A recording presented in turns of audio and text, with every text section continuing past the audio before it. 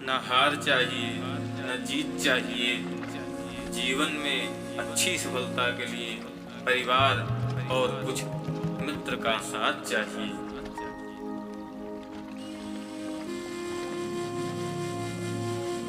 पुराने समय में एक राजा अपने मंत्री की किसी बात से बहुत नाराज हो गया। उसने मंत्री को फांसी पर चढ़ाने की सजा दे दी। राजा ने सैनिकों से कहा कि जाओ, आज मंत्री को फांसी पर लटकाना है।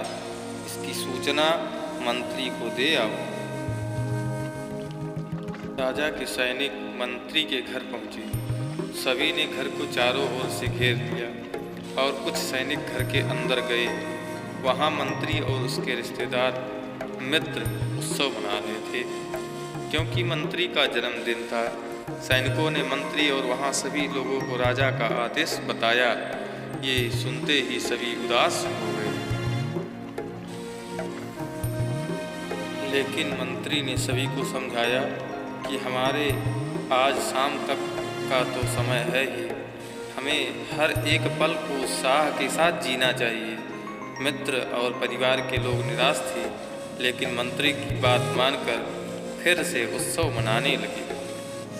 ये बात सैनिकों ने राजा को बताई तो राजा भी आश्चर्यचकित रह गया। उसने तुरंत ही मंत्री जी को बुलवाया।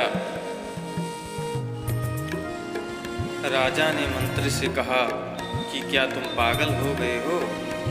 आज शाम तुम्हें फांसी पर लटका दिया जाएगा और तुम उत्सव मना रहे हो। मंत्री ने कहा कि राजन, आपका बहुत बहुत धन्यवाद। आपने मुझे शाम तक का समय तो दिया, अब मैं शाम तक अपने परिवार के साथ रह सकूंगा। अगर मैं निराश होकर बैठ जाऊंगा तो परिवार के साथ रहने का ये समय बर्बाद हो जाएगा। इसलिए मैं शाम तक का एक एक पल उत्साह और खुशी के साथ बिताना चाहता हूँ। ये बात सुनकर राजा बहुत खुश हुआ। उसने सोचा कि जो व्यक्ति जीवन के हर एक पल की कद्र करता है, उसे मृत्यु दंड देना उचित नहीं है। उसने मंत्री की सजा माफ़ कर दी।